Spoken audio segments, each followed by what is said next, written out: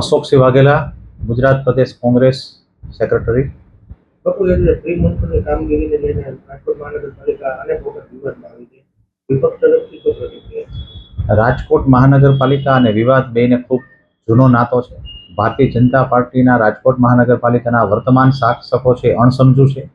રાજકોટની ભૌગોલિક પરિસ્થિતિ જે છે એનાથી લોકો અજાણ હોય એટલે હર હંમેશા બાલિશ વાતો, બાલિશ નિવેદનો કરતા હોય છે. ત્યારે રાજકોટની અંદર જે પ્રી મોન્સૂનની કામગીરીની વાત જો કરીએ તો દર ચોમાસું આવે એટલે ભારતીય જનતા પાર્ટીના પદાધિકારીઓ છાપામાં અને વર્તમાન પત્રોમાં અને મીડિયાની અંદર મોટી મોટી વાતો કરે કે પ્રી મોન્સૂનની કામગીરી કરવામાં આવશે. પણ ખરેખર હું આજે ભારતીય જનતા પાર્ટીના રાજકોટના પદાધિકારીઓને પૂછવા માંગુ છું કે રાજકોટ મહાનગરપાલિકાની અંદર કુલ કેટલા વોકળા પસાર થઈ રહ્યા છે. એની જો પણ એમને મોઢે યાદી હોય એમની પાસે તો એ જાહેર કરે કે ભાઈ આટલા આટલા વોકળા સિટીમાંથી પસાર. રાજકોટ શહેરની અંદર જે મોટા 42 વોકળાઓ, સૌથી મોટા 28 વોકળાઓ, એનાથી મોટા 18 વોકળાઓ, એ પ્રકારે આખા 42 વોકળાઓની અંદર આ શહેર વહેંચાયેલું છે નાના મોટાથી.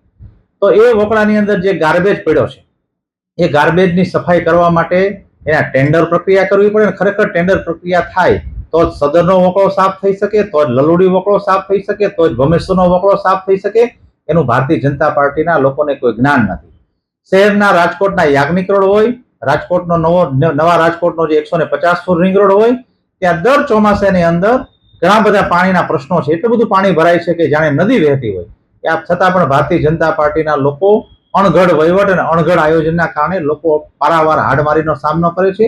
કરોડો રૂપિયા પ્રી મોન્સૂનના નામે ભારતીય જનતા પાર્ટીના મળતિયા શાસકો અને એના કોન્ટ્રાક્ટરો ઘર ભેગા કરે છે અને છતાં રાજકોટની જનતાને પ્રી મોન્સૂનની કામગીરીનો કોઈ લાભ મળતો નથી અને પ્રજા છે વરસાદની અંદર હેરાનગતિ ભોગવી રહી છે.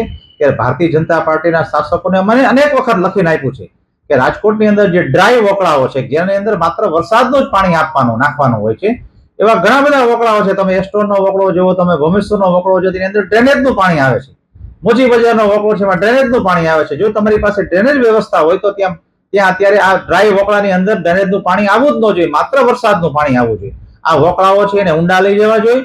એને એ ડ્રાય વોકળાઓની અંદર કોન્ક્રીટ સિમેન્ટ કરવું જોઈએ અને એને આજી નદી સાથે કનેક્ટ કરી અને માત્ર ને માત્ર વરસાદના પાણી માટે જ આ વોકળાનો ઉપયોગ થવો જોઈએ. પણ ભારતીય જનતા પાર્ટીના આગેવાનો અને એના શાસકો અને રાજકોટ મહાનગરપાલિકાના અધિકારીઓ અને પદાધિકારીઓની મિલીભગતથી આજે પણ પ્રી મોન્સૂનની કામગીરી ઝીરો છે અને પ્રજાને પારાવાર હાડમારીનો સામનો કરવો પડશે અને કરવો જ પડશે.